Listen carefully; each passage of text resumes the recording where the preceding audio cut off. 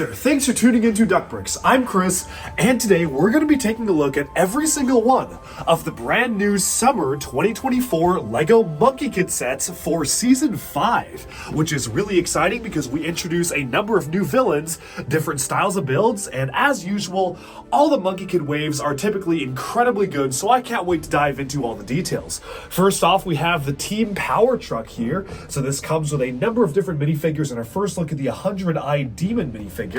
Next up, we have the 9-headed Beast, which is kind of the second villain of the wave, and one of the only villain-focused sets we've gotten from Monkie Kid in a while. Then we finally have a full-on mech for Neza. This is Neza's Ring of Fire mech. Definitely have a lot of thoughts on this one. And then finally, we have the absolutely beautiful Celestial Pagoda, which is one of, in my opinion, the best pagoda-style buildings we have pretty much ever gotten from LEGO. It's absolutely phenomenal, so let's dive into all 4 sets right now. Okay, so here is the entirety of the Summer 2024 LEGO Monkie Kid Season 5 wave. Starting with the largest, we have the Celestial Pagoda, retailing for $150. For $140, we have Neza's Ring of Fire mech. Then, we have the 9-headed Beast coming in at $100. And finally, Monkie Kid Team Power Truck for $80. This represents a pretty interesting lineup for a Monkie Kid wave where, similar to the Ninjago wave, there are a lot of kind of core aspects of what you would expect to see in a Monkie Kid lineup present in a wave like this. You have a mech, you have a vehicle, you have a creature or enemy, and then you have this large and ornamental temple. Altogether, I feel like the composition of the wave is quite interesting, and this is definitely one of the most interesting waves we've gotten in a long time from LEGO Monkie Kid, where we actually have a very different focus for every single one of the sets. Unfortunately, like usual, the sets are kind of all a little more expensive than I would like them to be, save for maybe the Celestial Pagoda, which does feel fairly priced. Everything else feels a little bit more than it should be, but again, we'll dive into that as I talk about the individual sets in this mega review. Now, in terms of the minifigures and villains, we actually have a couple of different villains introduced for this particular season. We have, of course, the 9-headed Beast, who has a minifigure format as well, and then we have the 100-eyed Demon, who makes a lot of special appearances throughout the sets, even the sets that he himself is not in the Celestial Pagoda, in the form of these new printed 1x1 tiles, which showcases eyes kind of popping up and looking everywhere. For the first time, Neza actually gets a set to himself in the form of his Ring of Fire mech. I thought the last set that we got for him, which was the Ring of Fire itself, was one of the most innovative Monkie Kid sets they ever did. Certainly one of my favorite vehicles we've gotten from LEGO, so this one absolutely had a pretty high bar to beat. While Neza's Ring of Fire mech is a pretty decent set and a fairly standard mech set for Monkie Kid, LEGO has unfortunately, or maybe fortunately, just set the bar very high with Ninjago's Cole's Titan Dragon mech, and honestly, this one doesn't really hold a candle to that. Moving onwards though, the beast itself is alright, I guess. I definitely have a lot of pros and cons I want to share about it, and it definitely feels like it is something along the same lines of what Ninjago would have done in 2019's Hunted, with the same exact function being used on Firstborn, which I always thought was a little bit goofy. I definitely prefer wings that can be posed, and the Power Truck itself is also one of the more toyish styles of trucks we've gotten for Monkie Kid. A little mixed on that one. So really, surprisingly so, the only set that is absolutely a huge standout to me is the Pagoda, and I feel like it is the strongest set of the wave. While I am a fan of some of the things that the other 3 sets do, I definitely do feel like they are a little bit lacking compared to some of the other Monkie Kid sets we've gotten in the past. Again, while these sets were provided by LEGO, I do want to provide as honest as possible of a review, and that's just what I think. But the Pagoda is stunning, that is absolutely the highlight of the wave, and the rest of the sets have certainly pros and cons here and there. And so, let's go ahead and just dive right in, starting with the smallest, working our way all the way up to the largest of the Monkie Kid Summer 2024 lineup. Okay, so the first set here is the smallest set, although smallest out of a 4-set wave is not really saying much. It retails for $80 with 712 pieces, and this is Monkie Kid's Team Power Truck.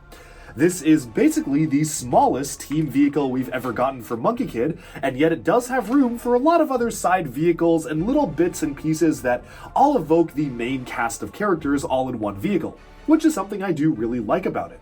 In fact, the entire thing is basically just an oversized dump truck, and the main feature is that you can go ahead and slide the back dump truck part of it out, remove the two jet engines on the back here, place them on the different axle to make them kind of be mounted at a separate spot, and then you can actually separate out each and every one of the side vehicles. So you have a little tiny flyer for May, just a very small one. You have a power loader for Sandy, which is the largest side vehicle in the set. You have a little bit of a bicycle for Monkey Kid, so this is basically just the smallest vehicle you could give him. And then you have, just to represent some of the other characters, the arcade pinball machine that May used in Season 1. You have a little bit of a cookout stand area for Pigsy, and this entire thing can actually be rotated to allow you to view a control panel on the inside of the rotatable cookout stand itself. And then I guess the whole vehicle is meant to belong to and be driven by Sandy himself. Altogether, it's an interesting concept for a team power vehicle, and I do like the concept of taking a dump truck and trying to transform it in an interesting way to give it a more interesting function. But execution-wise, it definitely does feel a little goofy. I don't know exactly how I feel about some of the choices made in terms of the scale of the vehicle, the color scheme, and just the overall shaping of it. It tries to be its own unique thing, but definitely just feels like the most quote-unquote standard out of any of the LEGO Monkie Kid vehicles themselves, especially when compared to a lot more imaginative vehicles that we've gotten in the past, like the larger container boat ship, or even the previous truck that we got that was kind of like a super triple-decker truck that was stacked with cargo containers. This really, scaling-wise, just feels like a standard dump truck that doesn't really do that much to differentiate it or separate apart when it comes to the Monkey Kid world. Now, the set does come with 5 minifigures. You get MK himself, Sandy, Pigsy, May, as well as the 100-eyed demon. And this is in his centipede form, so you can actually have the minifigure be mounted atop this buildable centipede, which I think is actually a really cool design. One of my favorite aspects about the way they designed the centipede is that there's actually one of the leg segments that does come in the largest set, the Celestial Pagoda, that is used as his throne, but you can remove it and then stick it onto this model to just elongate the centipede, and I'm sure that in the show it's going to appear super, super long, so that's actually a really cool thing. I'm glad they were able to factor that into the design because it just makes it feel that much more interesting and that much more menacing that you can actually make it longer and larger based on pieces from some of the other sets. Otherwise, though, the main focus of the build is just on the power truck, and that's really where all of your money is going. $80 for this, though, does feel really high, and we'll take a look at that much closer as we wrap up the review, but I do want to focus in on some of the stuff I do actually like about the model first. One thing, I actually like how the way the bike is mounted on the front. It just feels a little bit interesting in the way that it's mounted at an angle, and you can actually see from the trailer that we've seen in the show already, that's the way it appears in the show, so that's quite nice. And I think the tubes going along the sides for the engines, the exhaust tubes for the sides of the truck, actually are quite interesting in the way they're mounted, and I appreciate the way that you can actually remove them and mount them vertically on a different axle, even though for whatever reason they never call this out in the instructions. Like, I had to look at the back of the box to realize that you could actually do that. I guess it is pretty obvious that you have the leftover axles, but still a little strange how they didn't call it out. And then overall, the shaping and proportions, I think the best thing I can say about it is that yeah, this feels like a standard dump truck. The proportions are pretty much accurate. It does feel maybe a little bit too chibi or a little bit too cartoonish for me, or toyish, especially compared to the way that other Monkey Kid vehicles have really infused not necessarily realism to it, but more of an exaggerated style, where it feels like they just didn't exaggerate this enough, where it just ends up feeling like a toy, but not necessarily like something super outlandish or wild like many of the other vehicles that we've gotten from the theme in the past. Still, that being said, the feature to just remove the dump truck works really well. I like how it kind of acts as its own special container, and on the inside you actually have some little nice stickers. There's a grill sticker on one side, there's a map to the mysterious stones that are included in many of the different sets, which you can kind of use to track them down. And I think my favorite inclusion here is actually that little pinball machine, because this was obviously something that they showcased in, I think it was like season 1, episode 3 or 4, when we met May's family, and that was just something that stuck in my mind as just kind of a cool design for a dragon pinball machine, and I'm glad they managed to throw it into this set as well.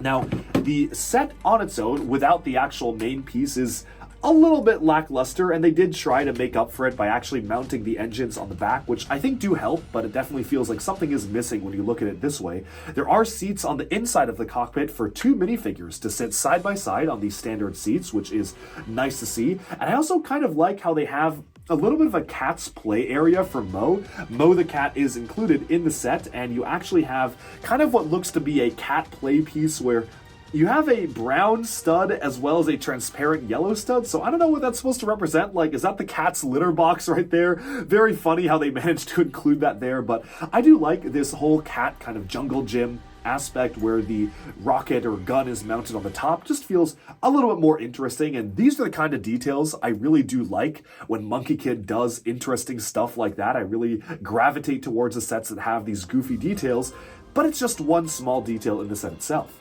Now, there is a bionicle ball joint Glatorian neck that is mounted that has a 6-stud shooter on the side, so you can just twist that to fire off the studs. You all know what that looks like, so I'm not going to demonstrate it right now, but you can pose it around, rotate it up and down. And I also like the inclusion of the turret that can rotate all the way around and point downwards and upwards depending on how you want to actually use it, almost like it's launching off because it is a separate jet.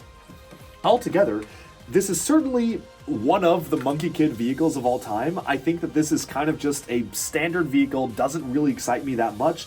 In terms of ranking it alongside the other vehicles, I think I'd put it alongside something like the Sandy Speedboat, which was also just kind of a hit or miss design that didn't really appeal that much to me. I can certainly see kids having a lot of fun playing around with this and driving it around and having those big wheels go into action, but it's just personally not really my thing. But, you know, it is what it is. For $80 feels really high. I mean, 716 pieces is not actually that bad. Like, it definitely feels like the price per piece ratio is honestly not too bad. It's not perfect, but it's okay.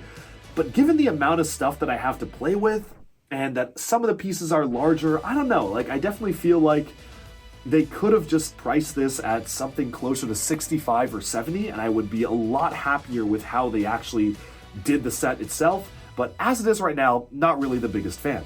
One thing I do want to point out is that they have the smallest of side builds to showcase the collectibles of this particular season of LEGO Monkie Kid. These are specialized color stones, I believe is what they're called. They're colored gemstones in dual molded gold and different colors. This one comes with the transparent green one, and I think it is a really cool mold. I'm curious to see if this will ever be included in any other LEGO sets. I do doubt it, but you know, sometimes the collectibles do make their way into other sets here and there, but they are a really interesting and nice collectible that they include here that kind of remind me of the LEGO Elves stones that we got for the final wave of LEGO Elves. But with that, I think it's time we now move on to the next set. Next up, we have the 9-headed beast. With 757 pieces, this set retails for $100 US and is the main villain focus set of the wave, featuring the aforementioned 9-headed beast in beast form, but also including minifigure versions of all of the characters, including the 9-headed beast in minifig form, Monkie Kid in a mech, May, Mr. Tang, and the Monkey King, who is in a matching outfit featured in the larger sets as well. Now, while the main focus of the set is on the massive 9-headed beast, which does come with specialized vinyl elements that are supposed to represent details on the wings, the set also does include a couple of smaller side builds to just add a little bit more to what you get in the set. The first side build is this right here, which is this small little temple pagoda element, which does have the same modular compatibility as the previous Monkie Kid buildings to allow you to connect this up with some of the other buildings there, which I always really appreciate. One thing that I forgot to mention in the previous set, but is a new piece they've introduced for Monkie Kid is the new quote-unquote cloud plate, where basically they have a specialized modified 2x3 tile where they have this flattened cloud piece that kind of sticks out of the front. It's a really interesting piece, and I'm sure that builders are going to find very, very useful applications for how this can be used in different applications for different mocks. But in the Monkie Kid sets themselves, it isn't really used all that much. It's used for some minor detail elements, and here it's used for the stairs leading up to this main pagoda. And the pagoda itself is featuring a black, gold, and dark red color scheme, which is actually quite interesting. And I really love the artwork on the back of it, showcasing Nua holding one of the color stones, which are the main collectibles. This one featuring in transparent red and gold, being dual molded. And then the nine-headed beast itself also has a color stone in transparent blue and gold, which is just a nice little addition that it means that this set does actually include 2 of the collectibles of the wave. The other side build to cover before we actually get into the nine-headed beast itself is this very, very tiny mech for Monkey Kid. It's okay, it definitely feels like it is in line with some of the other smaller mechs that we've gotten for the character in the past. We've gotten a couple of mechs of this scale throughout other LEGO themes, like Ultra Agents gave us a great one for Toxikita, and then we got a lot of these in a similar fashion for the Bull Demons in Monkey Kid, as well as even some Monkey Kid himself mechs had similar details as this, so this is just one more of those. Feels like they had a little bit of extra budget, so they decided to give us just this little mech to play around with. You have these special stickers used on the wing flag elements to allow this to fly, a whole jetpack which you can use to play around, just a roll cage that goes over Monkey Kid himself, and then you have a grabber arm on one side where the staff can attach up to, and a simple blaster on the other side. This is definitely not doing anything completely crazy that we've never seen before, but I do appreciate its inclusion. It feels like it is just something fun that can fly through the air that you can use to pose some sort of battle against the main villain. But then, we'll take a look at the main creature itself, and to be completely honest, I definitely am a little bit mixed on the way they pulled this off. First of all, talking about articulation, you can bend the legs backwards and forwards and also splay them out to the sides. It's utilizing the relatively new ratchet joint elements for the legs there, so you actually can get it in all sorts of different poses. Unfortunately though, the way they've actually done the ankles is pretty constrained in terms of being able to pose it. You can't really sway them side to side, and while you can bend them back and forth in certain degrees, you cannot move them forwards, which means that there is a limit to how far back you can have the legs go because certain pieces just prevent you from doing that for stability. The claws themselves are mounted in a pretty interesting manner. They are mounted on the traditional dragon claw piece, which has kind of 3 different hinge clip elements sticking outwards, but it's pointing vertically downwards. So I do like that it is a little bit different compared to what we would get in other animals. Makes the claws feel a little bit tighter attached together, so it is just a bit of a difference in aesthetics, but otherwise this is pretty much all you can do with it. The tail can flap back and forth and does also hold the weapon for the nine-headed beast in minifigure form, so you do have that option, and you can kind of wiggle it side to side as well. And then each and every one of the 9 heads in the nine-headed beast is articulatable. So you can move the top head mounted on a ratchet joint, which I personally think should have been a ball joint because then you can't make it look side to side, which I think is a big downside to the model, is that you can't actually make the nine-headed beast look side to side. It can only look up and down and rotate, but it is what it is, mounted on a ratchet joint with that color stone mounted on the head. You can open and close the jaw, and then each of the other heads are mounted on mixel joints for the 2 side ones. These are the 2 larger side heads here that you can angle around. I do like how expressive each of the heads are. And then finally you have the individual heads mounted utilizing the blaster element, and then just the Exoforce robot arm to look up and down and side to side in a very slight manner. I think that making a 9-headed beast out of LEGO was always a very ambitious idea, and I actually really like how they've pulled off the head design. I feel like there are ways that you can get it where you can see every single head just front facing, and it feels very menacing to have a creature with so many different heads just staring right at you. It's a really cool look, and I can't wait to see this in action in the show.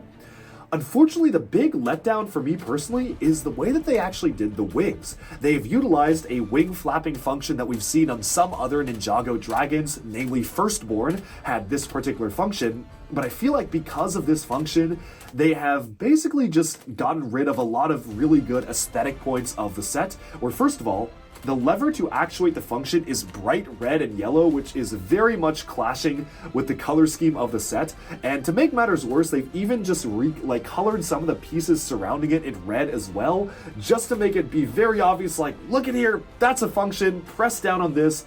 And I don't know, I feel like when I'm holding this, my hand naturally goes to that point anyway, so I don't feel like kids would have had that hard of a time finding out where that function is. And you know, your mileage may vary, and this was definitely done to make it easier for kids to understand what to press, but I do feel like that does mess with the color scheme in quite a significant manner. And then because of that, the wings are literally just fixed on a bar. There is no way to pose the wings. They literally just go up and down, and that is it. You can't even bend the wing blades themselves. I do, however, like how they recolored the Ninjago crystallized blades in teal and include a pretty crazy amount of them as well. You get 6 for the wings and 4 for the tail, so this includes 10 copies of the teal crystallized blade, and I guess it does make sense why the price is so high now, because these are expensive pieces to produce. They're rather large elements, and obviously they decided to recolor them for the set and include 10 copies, which is kind of crazy.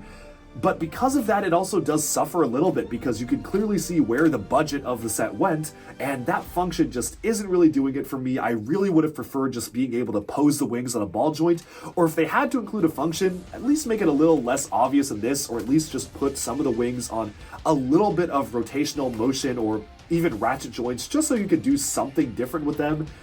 But it is what it is. Definitely feels like a bit of a step down and a bit of a regressor compared to some other LEGO Ninjago and Monkey Kid creatures and dragons we've gotten in the past. Overall, for $100, I really went into this set wanting to like it. I was so excited by the prospect of a 9-headed beast, because I feel like there's so many cool ways you could have taken it. But for $100, this just isn't really doing it for me. I think the best thing about it is the color scheme. The dark green and teal is a very cool color scheme, and I think it is one of the strongest villain color schemes they've done for a villain faction in a long time. But I definitely feel like this one is a little bit worse for wear when it comes to just being good value for the price. The vinyl wings are just, again, feel a little bit cheap on the set itself. While I do love the graphic design, I think the graphic design looks phenomenal. You have like the beast heads on armor plates for the wings. You have the feathers sticking out with orange tipped feathers. Like, I think that's all really cool. But the way they've just pulled off the rest of the set is just, I don't know, a bit hit or miss for me. And I'm not the biggest fan of this set. It's alright, it's just not one of my favorite Monkey Kid sets we've ever gotten. And with that, we can move on to the second to last set. And next up, we have Nezza's Ring of Fire mech. With 1,163 pieces, this set retails for $140 and comes with 6 minifigures, Nezza himself, Monkey Kid in a specialized mech suit and a special helmet as well, Monkey King in brand new armor, May, as well as the 2 new villains for Season 5, the 100-Eyed Demon and the 9-Headed Beast. This set is primarily just focused on what you see is what you get, which is this gigantic mech, but it also is hiding a couple of surprises, including a pretty substantial separatable vehicle as well. Now, for the first time in pretty much any LEGO mech history, this set has roller skates. That's right, there are gigantic wheels mounted on each of the mech's feet that originate from the Spike Prime education theme, super large dual molded rubberized red and pearl gold, which is a really cool color scheme, and that's actually something that's super unique about the mech, because we've never actually gotten those larger size wheels in the set that isn't for Spike Prime. The mech itself also has these affectionately dubbed fire pants, but essentially they're supposed to be these vinyl, energy armor pieces. I'm not really quite sure how to parse these, and I've seen people be a little mixed on the way they included them in the set itself. Some people like them, some people don't, but what I do like is that they actually form a literal ring of fire, a halo around the back of the mech itself, which is really cool. Now, I'm going to start off by just obviously focusing in on the mech, because I feel like there's a lot, I always have to say a lot about the mechs themselves. But before we get into that, I do want to showcase the separatable vehicle, because that actually is a pretty interesting aspect of its own. If you remove the back component here, that is a separate jet, which you can see is featured in this component, and somewhat similar to the recent Monkey King mech, you actually have a jet that detaches off of it. You can then remove each of these individual pieces right here, so each of the individual kind of drone hovercopter pieces, and then stick them onto the jet itself, and then this thing becomes kind of like a V2L special hovercraft style of vehicle, and I actually really like this. This is one of the strongest parts of the entire set. The lavender color for the propellers works really well, tying into Nezza's color scheme. I feel like this is just so swooshable and flyable, and I almost wish they sold this as like a $20 set right here, because this is a really fun vehicle to play with, and I almost wish that more people would be able to play with it, because it is just a really cool thing that is unfortunately locked behind a pretty expensive mech. But with the side vehicle removed, and before I move on, you can actually have the option to reattach it onto the back and have a slightly different configuration for the wings. So instead of mounting them to the side of the armor, you can have them be used as propeller blades on the back. So you do have that option as well. But with that removed, let's take a look at the mech itself and take a look at the articulation. Now, as many people will be very happy to hear, this mech has knees. That's right, it is utilizing not one but two of the large-scale ratchet joints to act as knees for the mech itself. Unfortunately though, because of that, the mech literally has non-existent ankles. This is the extent of the ankle motion that you can get out of the feet. You cannot bend them back and forth at all, probably because they figured that it would just easily slip and fall backwards, so they have completely restricted the movement of the ankles themselves. You can only very slightly sway them back and forth, and this is incredibly disappointing, especially compared to the recent LEGO Ninjago Cole's Titan Dragon mech, which had knees, but also had really good workable ankles that you could use to play around with and make it fully posable. Posability is very limited here, because even though this is knees don't really give you much unless you can move the ankles themselves. So the best that you can do is actually maybe try to get it in like a skating pose where the foot is literally balancing off the ground, but that's pretty much it. Otherwise, you can move the legs on ankles as you would expect. You can only splay them outwards by one click as well, because they did really severely restrict the articulation here, probably because it does have wheels, but it is a bit unfortunate how articulation is very restricted. And then when you go up to the hands, you have these lavender pauldrons, which I actually do like. They really do feel like they call back to Nezza's armor. You have another elbow joint being used for the ratchet piece right here, so that's done just like so. And then you can just rotate the hands on rotatable nixel joints, but you can't actually move the hands around. You can just rotate them fixed on one axis. You also can angle the arms outwards just ever so slightly, again, because the armor piece prevents you from angling them out too far, and that's pretty much it. I gotta say, I do feel like this mech would have really benefited from some rotational motion on this joint right here to allow the arms to kind of splay outwards, similar to, again, I hate to keep bringing it up, but similar to the Cole's Titan mech that is coming out at the same time. Just feel like that would have just added a lot more to the articulation of the mech itself, but it's not that big of a deal. It is pretty standard and actually a little bit more articulation than a lot of other LEGO mechs have given us. And then you also have this weapon piece that is done in tan and gold with some fire elements that feels appropriately menacing for Nezza, even though it's not the most interesting weapon they could have given the set. I feel like it is fairly basic as a staff for what it is. Of course, the head itself is mounted on a ball joint, so you can have that look around up and down, and one of the special exclusive collectibles, the Color Stone in transparent purple and gold, is mounted to the very front of the mech, which is quite cool because you actually can see it as powering up the mech's helmet.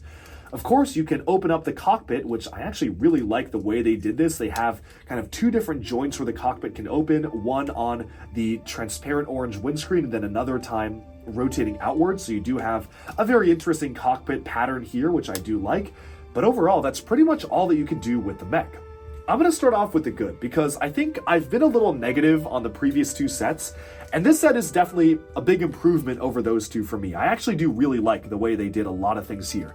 Obviously, the roller skates are very, very unique, and it makes it feel very special for a mech. Like, forever, this is going to be remembered as the mech with these gigantic wheels mounted on the feet themselves, which I think is really cool. While they mostly are ornamental, because they really are just used for stability, you can kind of roll it along the ground. Like, you can take the mech and go like this. Again, adding extra posability would have been, I think, a little more fun, because then you could have had it like literally skating and trying all sorts of different fun stuff like that.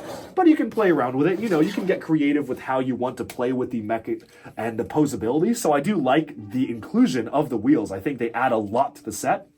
And the color scheme is actually really solid. The lavender pauldrons just bring so much interesting life to the set, and they did recolor a number of new pieces in lavender for the first time, just to be able to bring out that level of detailing. And then of course we have the added bonus feature of taking these specialized hovercraft pieces and sticking them onto the build itself. So you can literally have this take off and be flying, which I think is a very cool detail that not a lot of other LEGO mechs have. Like, that is a very interesting way to attach that on, and I really do like that additional play feature. So there's a lot of stuff that you can actually do with the mech. The color scheme is pretty solid, and while some people don't like the vinyl elements, I actually kind of like them. I feel like they add some more character to the mech.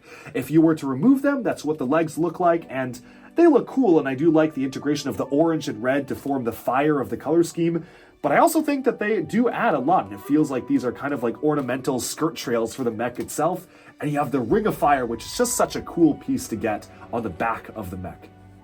So there's a lot to like about it, and I do genuinely like a lot of what they did. $100 though is really pushing it for this, and I think it is arguably one of the more overpriced sets of the wave, especially when you compare it to certain other $100 mechs releasing at the same time. I'm just saying, just putting it out there, there's another $100 mech releasing that is a lot better than this one, but for $1,000, oh my god, it's not $100. It's $140. I'm actually going to leave this in the video because I deluded myself into thinking this is $100. And I was like, okay, it's not great. It's fine. I think it should be a little cheaper. No, this is $140. Oh man. Yeah, something just clicked in my brain about that. I'm going to leave this in the video because I think it is just kind of funny seeing my reaction. Okay, $140 is too high for this. It's just way too high. Wow. I didn't realize that. Yeah, $140 for this I think is kind of ridiculously high. I think that if you look at the price for a part, like 1,100 pieces is actually a good amount of value for this, right? Like that's not bad.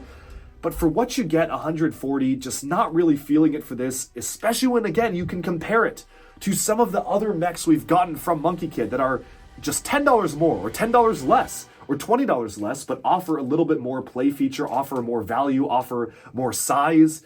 Yeah, 140, not really a big fan of it. And also one thing I will nitpick is the way they did the helmet and the eyes. I do like the inclusion of the opalescent satin transparent blue eyes, but they unfortunately are just connected together, so it kind of feels almost like a Cyclops, but in the wrong way. Like, I feel like there's a cool way to make it look like a Cyclops, and that's not what they were intending. It just feels like a very flat face. A print on those pieces would have helped a lot, I think, in terms of really making the head feel cooler, but otherwise the build for the head is fine.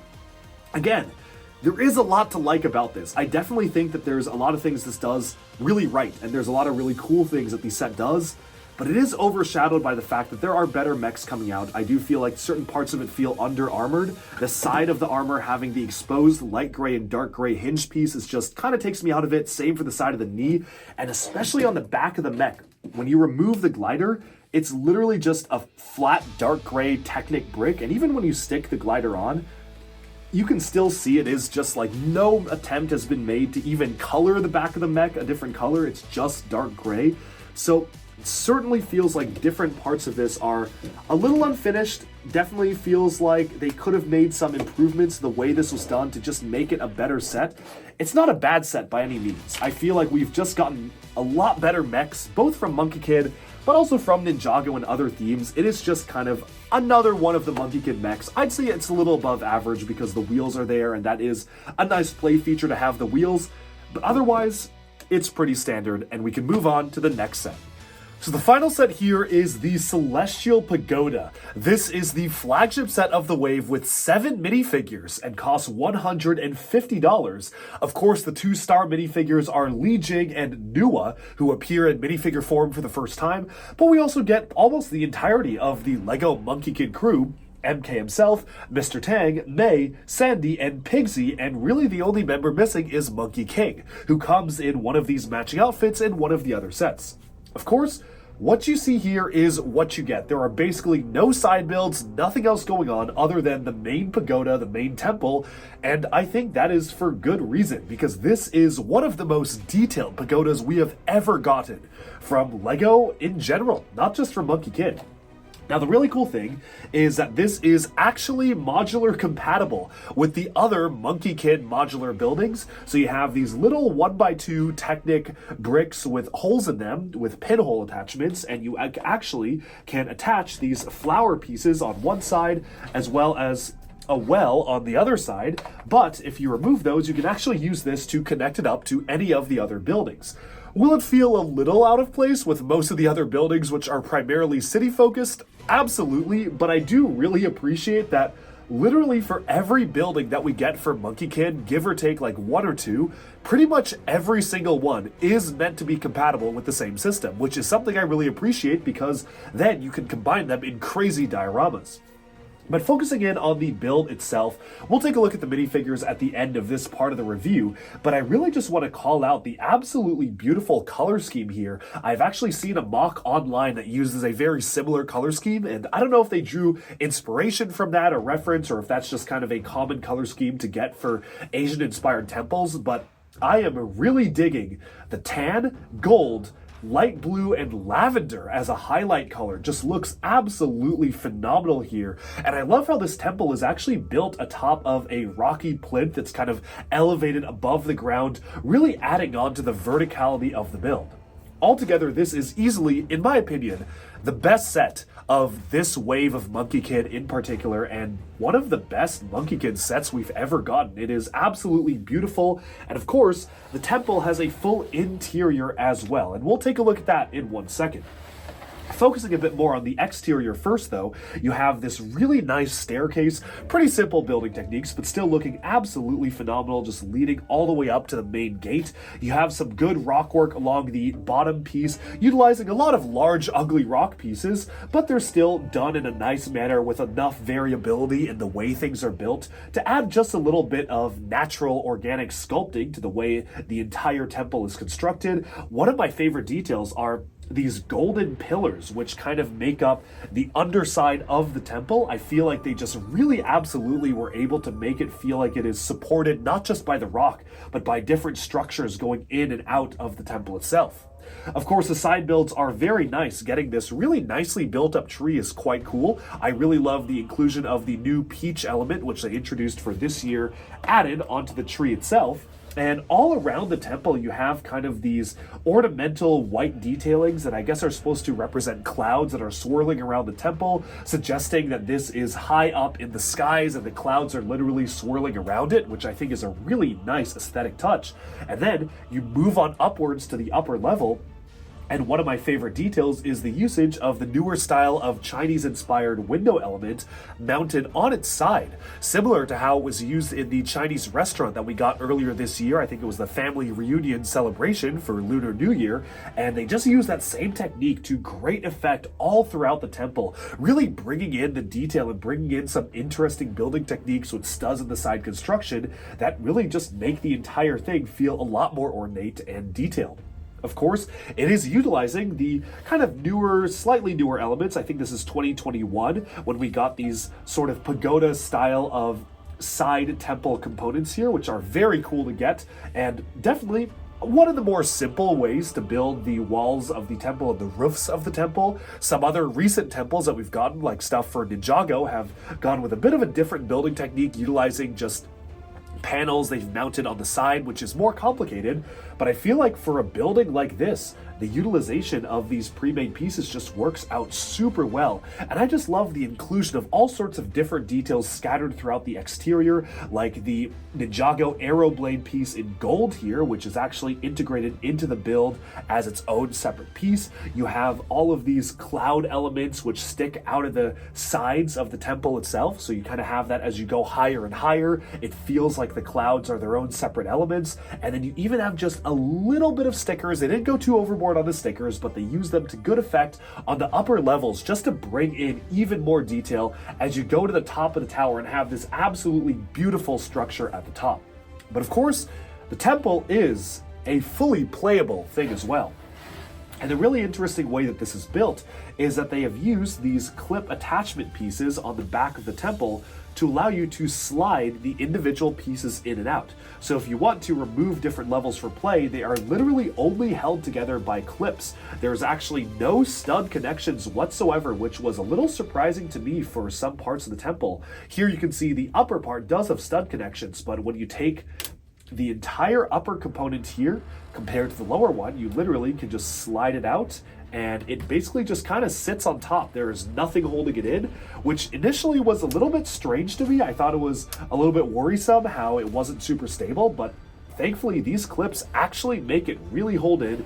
You have the inclusion of some special rail elements and it kind of slides in to keep everything lined up. And yeah, I mean, it's very stable. It's not going to fall apart, which is really impressive.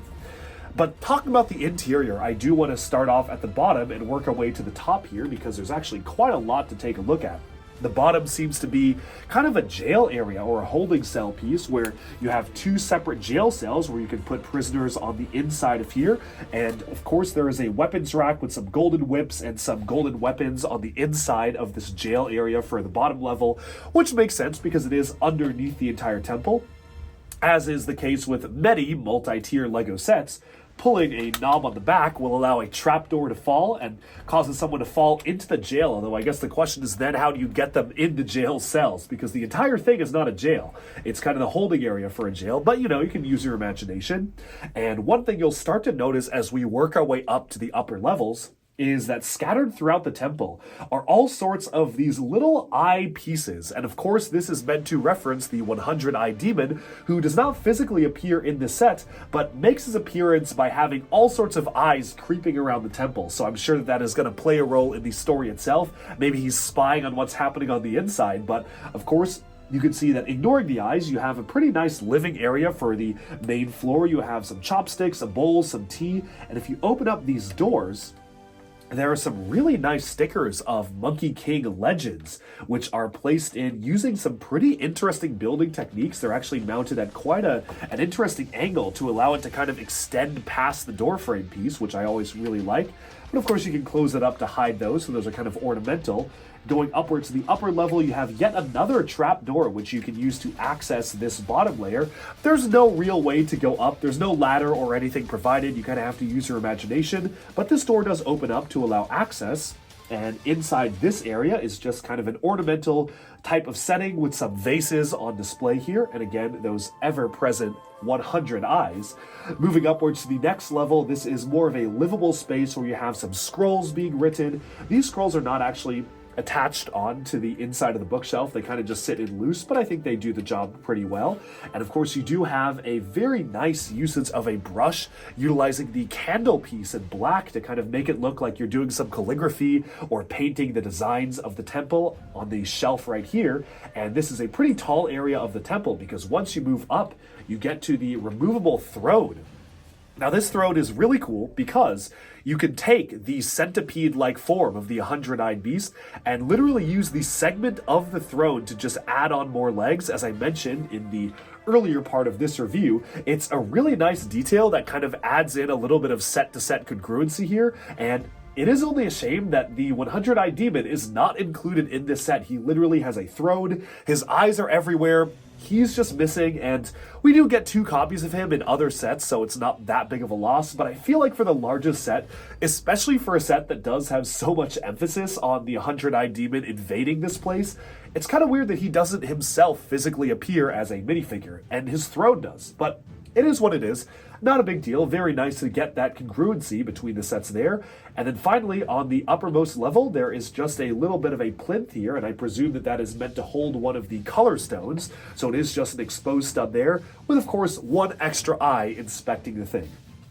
So altogether, this is a really beautifully detailed set, and the price is actually pretty good for this one, especially compared to some of the other sets that are really overpriced. Like $140 for the Neza Ring of Fire mech is kind of crazy, given that for $10 more you can get this entire building.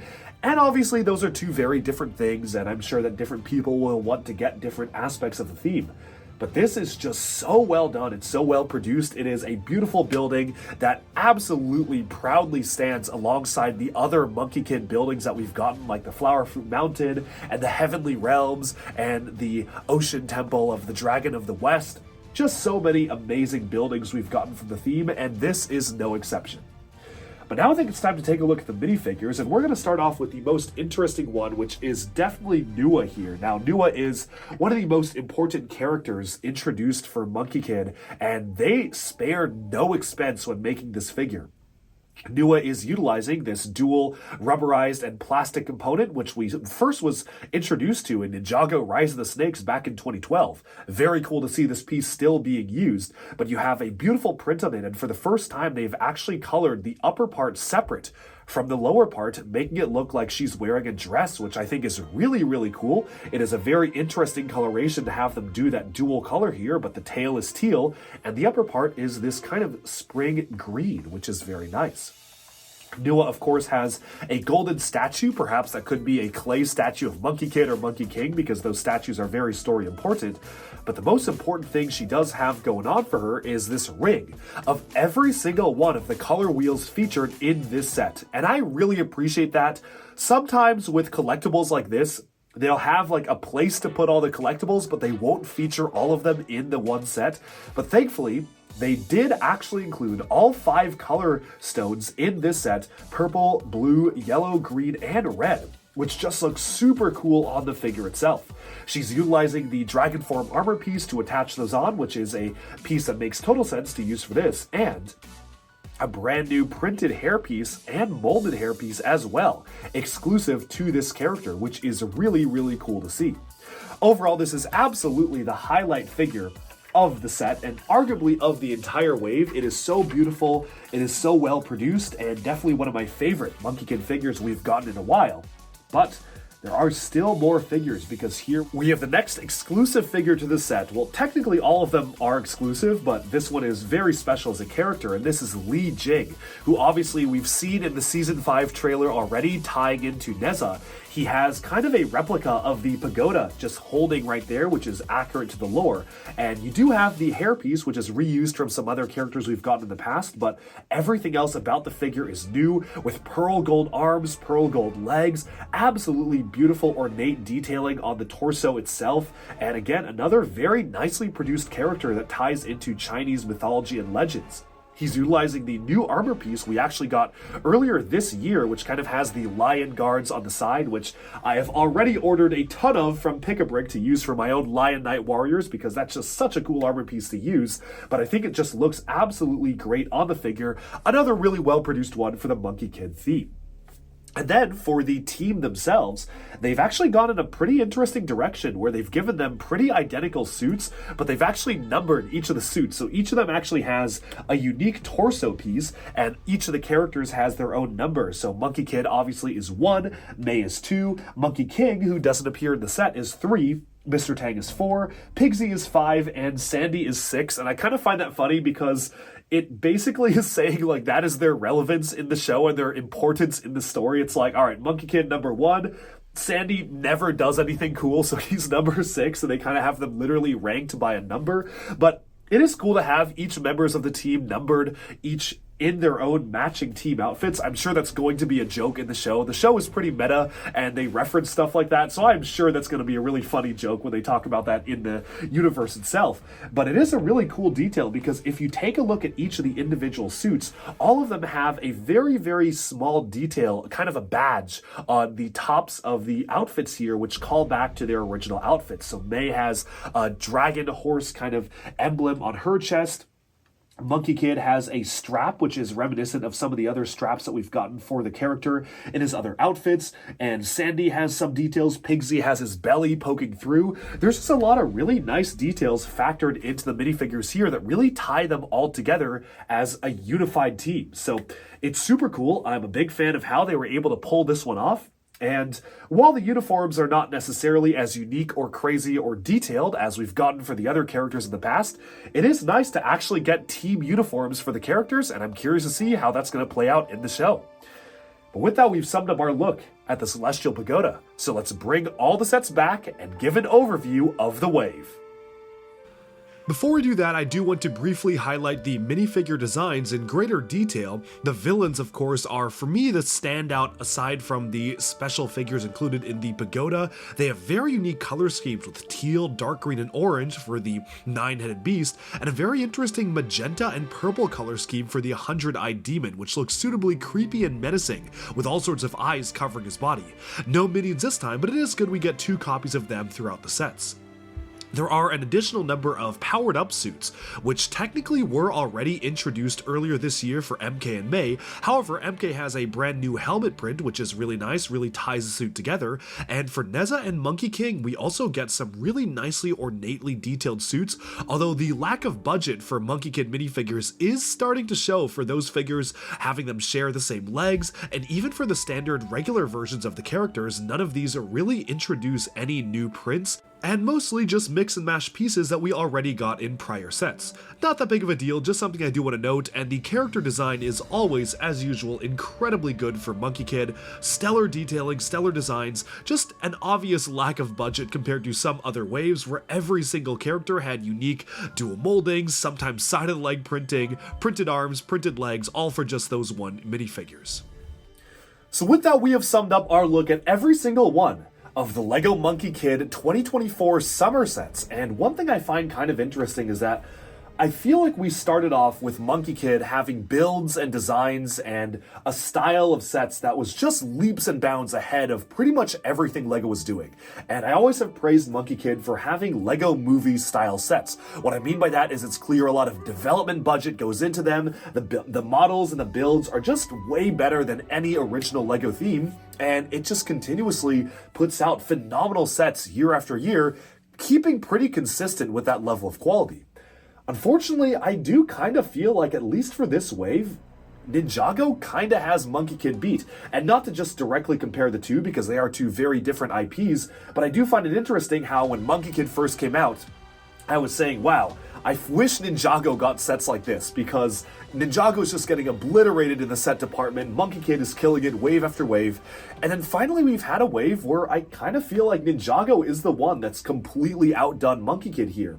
And while we're not directly comparing the two themes to each other, I do find it interesting how Monkey Kid, especially with these sets, has kind of stayed a little bit stagnant compared to some of other original LEGO themes, especially in the way that I was mentioning, like the wing flapping mechanism. I'm not super sold on that, just feels very toyish to me, the way that it just goes up and down. The lack of articulation in the mech when they just prove they are able to give us some incredible articulation for mechs.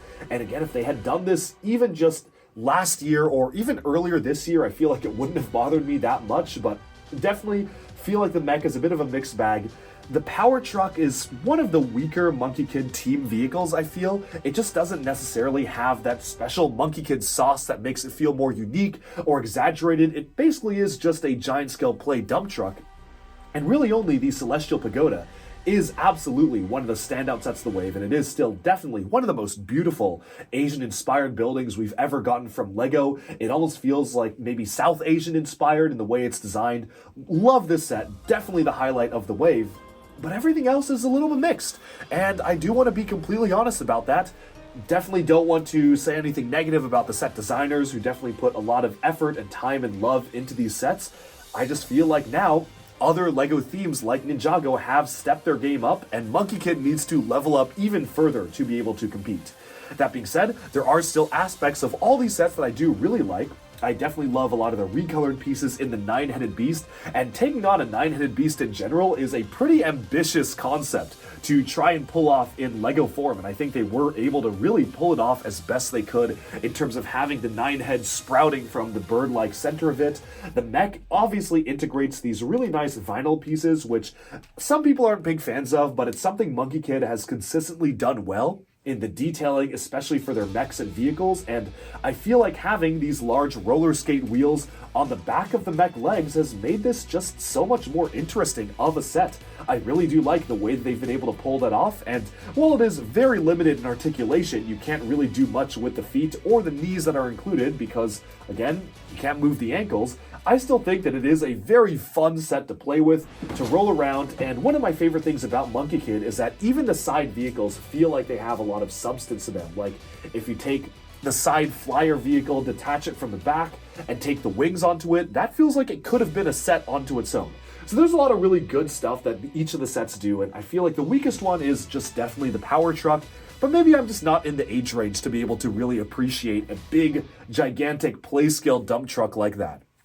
Overall, though, price-wise, definitely feeling a little too high for me. $100 for the nine-headed beast is crazy. feels like it should be an $80 set at most, and again, maybe 85, but that's pushing it. 100 is wild.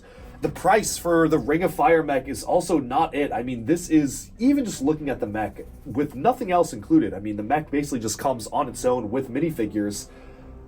At best, I feel like it should really only be around $90 to $100, and that's stretching it. Like, I don't think it's necessarily worth that, and especially compared to other Monkey Kid mechs, like the original Monkey King mech that we got was $150, and of course, adjusting for inflation, it's a little bit more now, but that came with a much bigger mech and a side building.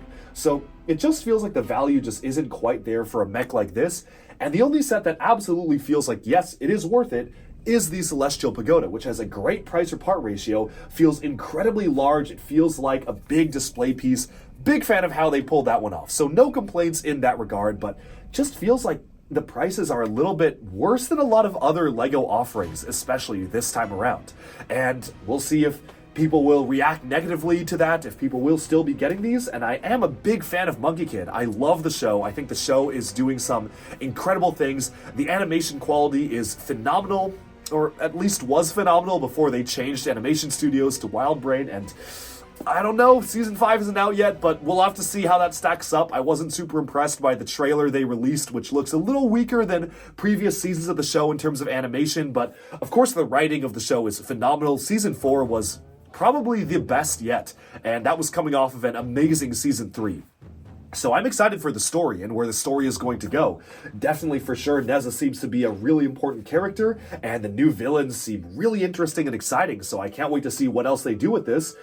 But overall, a bit of a mixed bag for Monkey Kid this time around, and that's just my honest opinion. Do let me know in the comments, though, what do you think? Do you agree with my points? Do you disagree? Do you feel like these are better or worse than what I said? Do let me know. I hope you enjoyed this coverage of the Monkey Kid Summer Wave. Thanks so much for watching. I'll talk to you again soon, and I hope you enjoyed this mega review of all the Monkey Kid Summer 2024 sets. Alright, and with that, we have summed up our look at all 4 brand new LEGO Monkey Kid Summer 2024 sets. Let me know down in the comments, what do you think of my review? Do you agree? Do you disagree? Which sets do you like the most? Which ones do you not like? And how would you improve some of the sets here? I hope you enjoyed our look at these brand new sets. Thank you to LEGO for sending me these, although of course all opinions expressed in this review have been my own. That's all for this review. Thanks all so much for watching. Be sure to like and subscribe for even more LEGO news, reviews, discussion, and analyses coming your way very soon, and bye for now.